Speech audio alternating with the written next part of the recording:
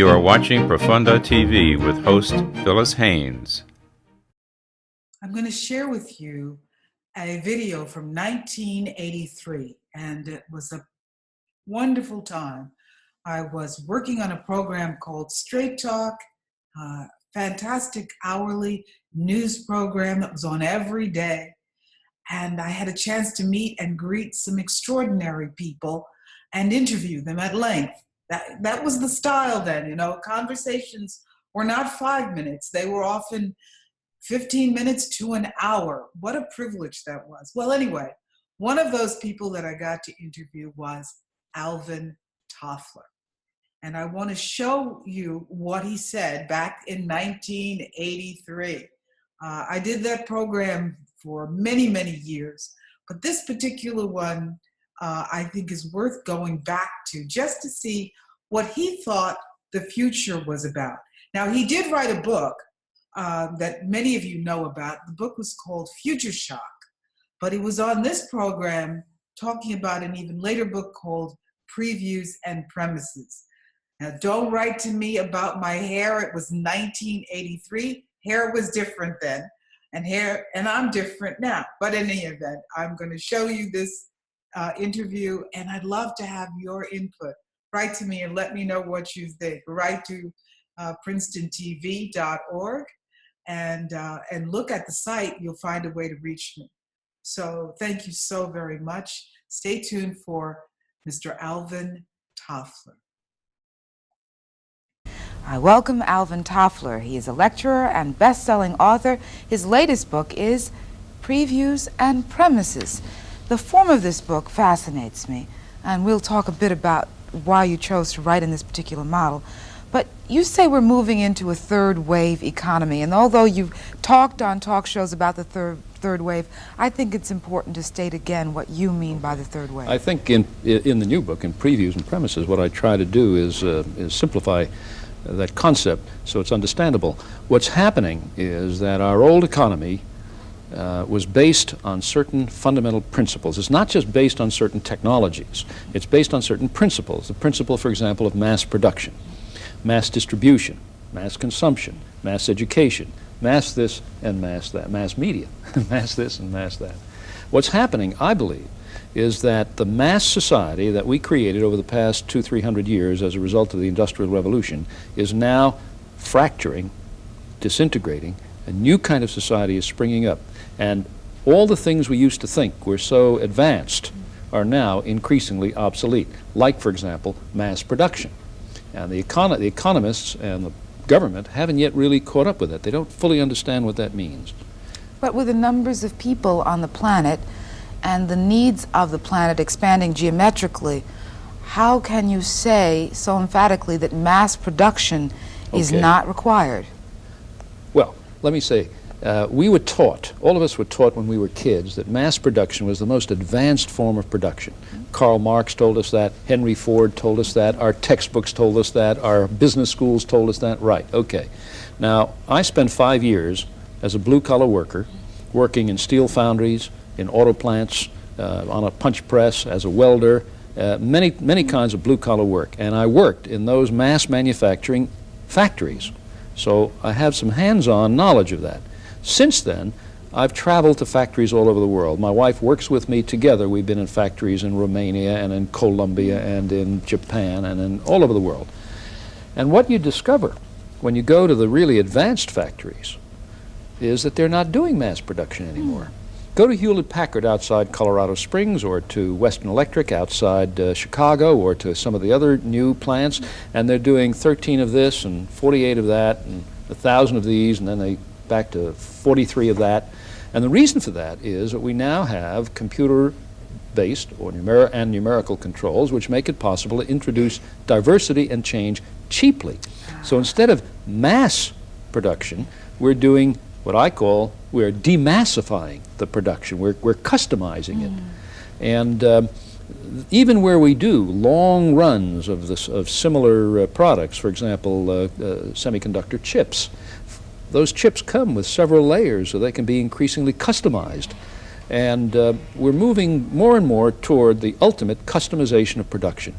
And it is the reason we had mass production is it was all we knew how to do. Now we know how to custom tailor the product using high technology. And what it is a fantastic reversal in history, because before the Industrial Revolution, everything was custom made. Then came the industrial period when we mass manufactured things, and now we're going back to custom making things again, only we're now using the most advanced technologies ever. You bring up 100 possible questions, which I'd love to go into. One of them is that the law of supply and demand seem to play an important part in our mass production period. If we have customized productivity, or production rather, we'll have to have a sophisticated consumer to... Oh, and indeed we are getting sophisticated consumers, and what we're doing, which hasn't been noticed, is that we're also demassifying the mass market. It's not just production, it's also distribution.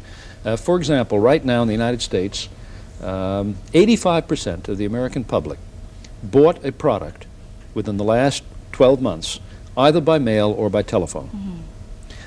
CompuCard, which is a company that's organizing computerized home selling, has sold 50,000 different products over computers over the last year. They're estimating within 2 or 3 years they'll be selling 200,000 different kinds of products. And what's happening is, if you look at direct mail marketing, you get junk in your mail? Yes, of okay, course. Direct mail. Well, some of that stuff you really want. Some of it's junk, but some of it is what you're looking for. What they're doing is the marketers are zeroing in on smaller and smaller specific groups in the economy who want specifically tailored products. So we're tailor-making the distribution system in parallel with customizing the production system. And the two of those then form a new kind of economic system that didn't exist before. And then if you look at some other aspects of life, we're doing the same thing. The mass media. Even the breakup of the telephone company, as I listened to your remarks. That's right. Well, what will this do to the employment force? Your section on unemployment is terribly interesting, and it's very different from other views on unemployment. I think that, first of all, we have to stop thinking about unemployment as a single problem. There are at least, in previews and premises, I described 7 different kinds of unemployment, and there are probably many more. Our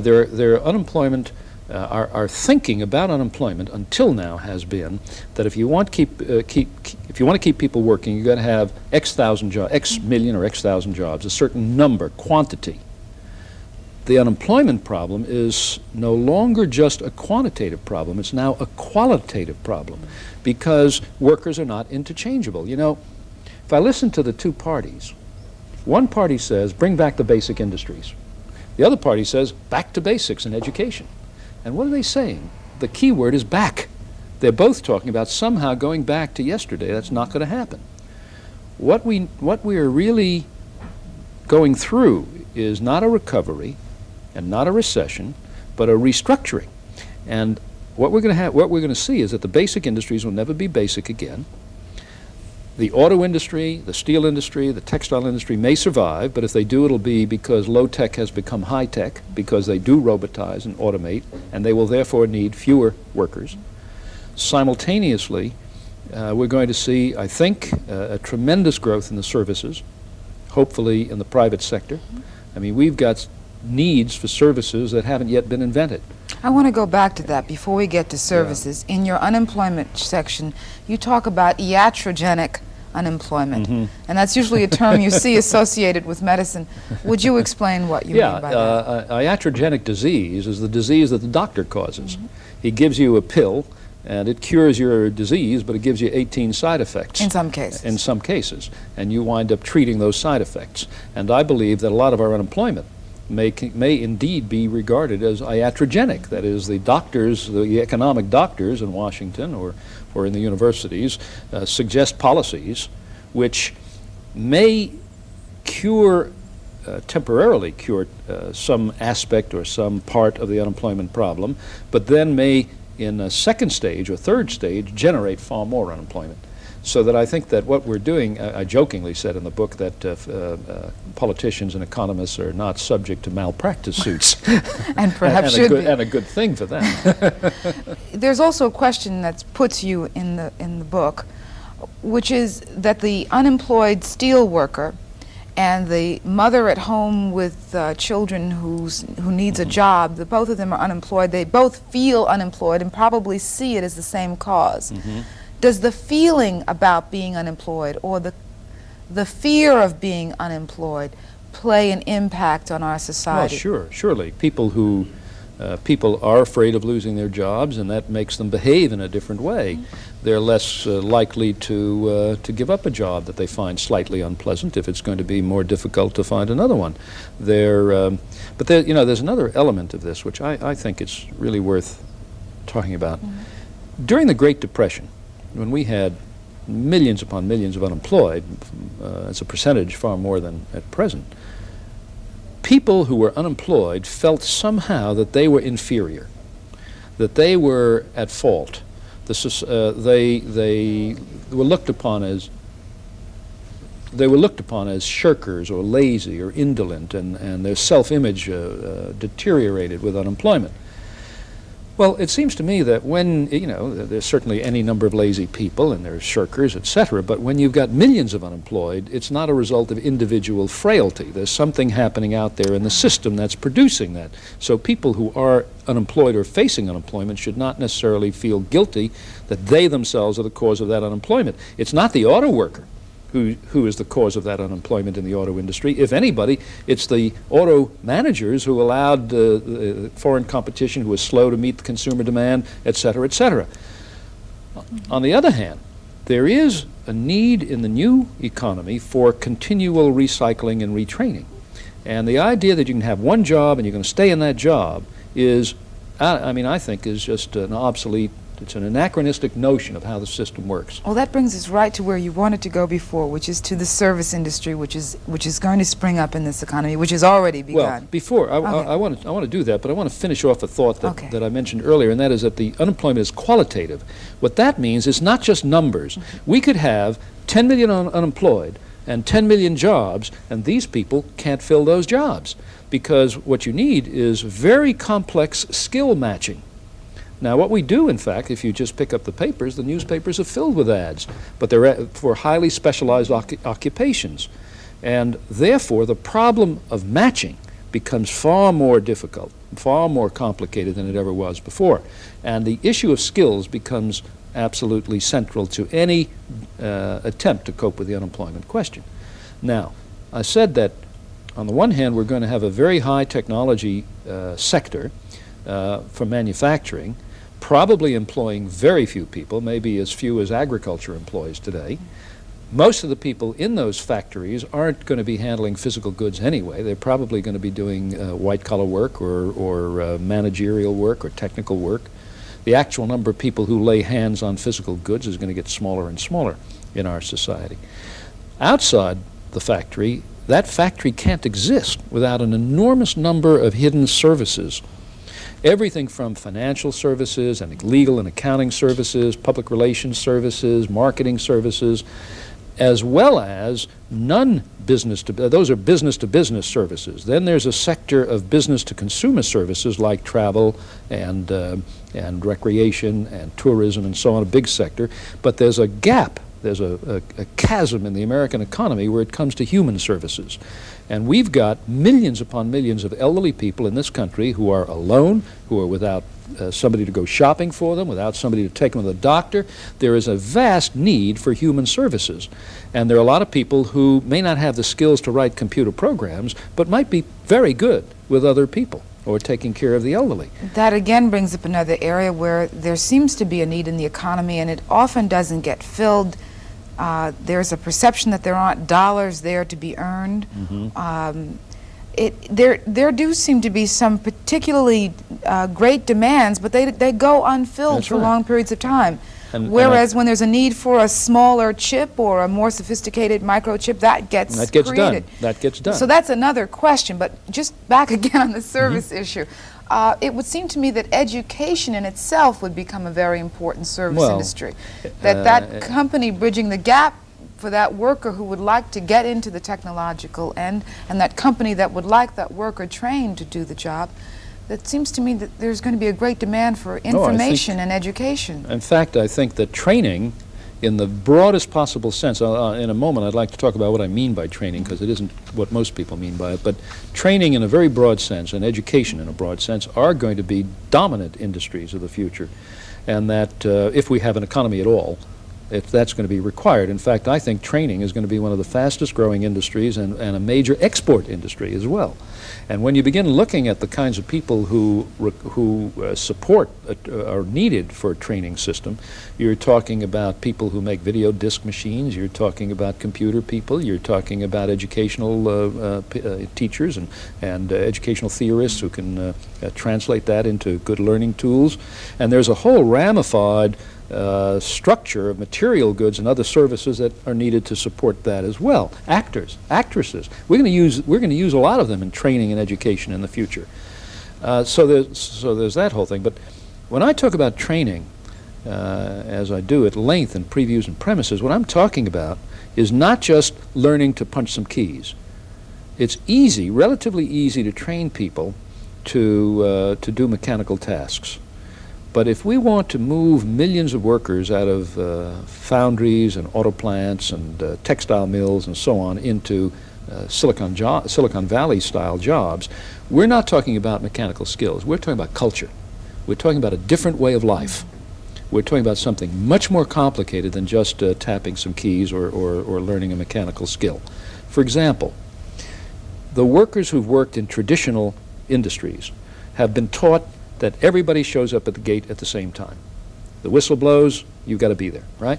Well, in the newer industries, people don't necessarily show up at the gate at the same time. The punctuality demands are different. People in the old industries get punished for thinking and asking questions. People in the new industries will be rewarded for being questioning and critical and inventive and creative. People in the old industries are accustomed to having one boss. Everybody has one boss. You know who your boss is, you report to him, he dominates your work life, or she. In the new industries, you might have a boss for this, a different boss for that, another boss for something else, and you may be the boss on a third project. And those project teams are temporary.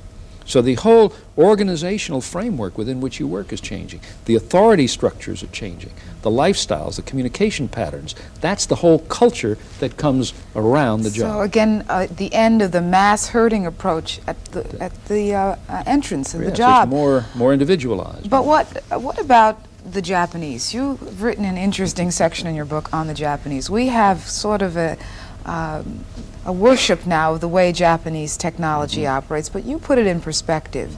Are they as productive as we think they are? Well, first, let's say, I really resent our attitude toward the Japanese. We start by being racist and looking upon them as little brown people who are just our junior partners in the world economy and they don't know how to invent and so forth. Then we go the other way. Suddenly the Japanese are this dominant, invincible force that are going to drive us out of all our markets. Neither one of those is right. Our view of the Japanese it's as though we were looking through a slit. What we see are Hitachi and Toyota and Sony and the giant corporations. Those corporations couldn't survive and do not exist without hundreds of thousands of little mom and pop shops, little job shops, little restaurants, little service industries, tiny little companies, frequently literally mom and pop, and on an agricultural sector in which the average farm is no more than about 2 acres, 2.5 acres, whereas ours run 300-400 acres, thousands of acres. They do it on a postage stamp. Now, if a conventional economist looking at that Japanese economy says, well, the productivity may be high in some of those export industries, but it's very low in agriculture, it's very low in the services, and it's also, by the way, very low in the office, where the offices right now have not yet been automated and they are still like the offices in the times of Dickens. So it's a mistake to just look at Japan and say, high productivity, how do they do it? And it's an even bigger mistake to assume that they do it because they're better at managing or they got better machines. The secret weapon of the Japanese, as far as I'm concerned, is future consciousness. That whole country, for the last 10 or 15 years, has been tuned into tomorrow. They have been thinking, talking, debating, singing, dancing, reading about, televising the future, the future, the future, and the need to make structural changes in the economy. One departure, which we can't end the show without looking at, is your view on the future of male-female relationships. It's a big departure from what we've been talking about in terms of employment. but it's worth No, mentioning. but it's clearly connected with this. I think that women are, in the United States I'm talking about now, although the book is more general, that women are under the gun, that many of the gains of the women's movement in the 60s and 70s are being eroded by the pressure on the job market, that traditionally women in the United States have been regarded as a sort of reserve, an extra tank of fuel for the labor market, and that when the economy contracts they get squeezed out, and when the economy expands they get sucked back into jobs. Well, that's not going to work anymore because there have been fundamental changes in family structure and in the economy itself. So women, I think, are under pressure. They're going to fight and must fight for the rights that they had. The idea of strict seniority means that minorities and women get squeezed out first, and I think there's going to be a tough conflict over this. Long term, though, long term, what's really happening is we're going from an economy which is based on selling muscle power, in which women are biologically disadvantaged, to an economy based on selling mind power, imagination, human relation skills, and so on. And in those, women are at least equal, if not superior. Wow. Interesting what he thought in 1983. Interesting to go back and look at that. In the future programs that we have planned, there will be some futurists, but I thought this would be a good foundation just to take a look back. So much has happened since then, and I think it's valuable to see what we were thinking and maybe come up with some ideas about how we want to guide our future as we go forward. You are watching Profunda TV with host Phyllis Haynes. We've got a regular poetry and prose segment. James, it is so good to see you. What have you got for me today? Well, hi, Phyllis, and thank you very much. It's always great to see you again. Today, I'd like to just talk and read just a little bit about the topic of happiness. What's happiness? You know, you ask about 1,000 people, you get probably about 1,000 different shades of answers. For some, it's having the dream job. Others, it'd be great if they didn't have to work. Maybe having the boyfriend or the girlfriend of your dreams, a lot of money in the bank, great vacations, good health, you know, goes on and on. But at the same time, I've known a lot of people who attain these kind of things and still there's something missing. And one core problem, I think, is that we're always looking for our happiness outside ourselves. The great German philosopher Arthur Schopenhauer once wrote, quote, "It's difficult to find happiness within oneself, but it's impossible to find it anywhere else," end quote. So I think, you know, even if we gain what we're seeking, our happiness can really crash in a moment, really switch very, very momentously. And then where's our happiness? And I think happiness is not normally what people would look for or expect. It's something really beyond the foul and fair weather that we normally experience day to day. It's an invincible state of life. There's a short quote from Henri Bergson, the great French philosopher, author of Creative Evolution, which I really love. It's very short. It goes, quote, "The universe is a machine for the making of gods," end quote. And I think if we look at it in its proper perspective, life in all of its manifestations and all of its ups and downs is trying to build an indefinable something in our lives. It's a state of life, of joy. Friedrich Nietzsche, the great German philosopher, once described this as amor fati, love of one's fate. Nietzsche wrote, "My formula for greatness in a human being is amor fati, that one wants nothing to be different, not forward, not backward, not in all eternity, not merely bear what is necessary, but love it," end quote. Joseph Campbell, one of my favorite writers, the great mythologist, once commented on this. He said, quote, "Nietzsche was the one who did the job for me. At a certain moment in his life, the idea came to him of what he called love of your fate. Whatever your fate is, whatever hell happens, you say, this is what I need. It may look like a wreck, but go at it as though it were an opportunity, a challenge. If you bring love to that moment, not discouragement, you'll find the strength is there. Any disaster that you can survive is an improvement in your character, your stature, and your life. What a privilege. This is when the spontaneity of your own nature has the chance to flow. Then when looking back at your life, you'll see that the moments which seem to be great failures, followed by wreckage, were the incidents that shaped the life you have now. You'll say this is really true. Nothing can happen to you that is not positive. Even though it looks and feels at the moment like a negative crisis, it is not. The crisis throws you back, and when you're required to exhibit strength, it comes, end quote. And just, Phyllis, like just to read a short piece from one of my books. It's called Barriers Are Here to Make Us Grow. Today I came across a very tiny yellow flower that had somehow lodged its roots into a slim crack in the sidewalk concrete. What a lovely flower, shining, effervescent, a bold venture where no other flower would go. All alone, yet seeming to care nothing for that fact, enough to simply be. There are many such flowers hidden from the popular gaze, off in the woods or behind walls and sheds and alleyways. They struggle against odds to put forth their beauty in rare and unique ways.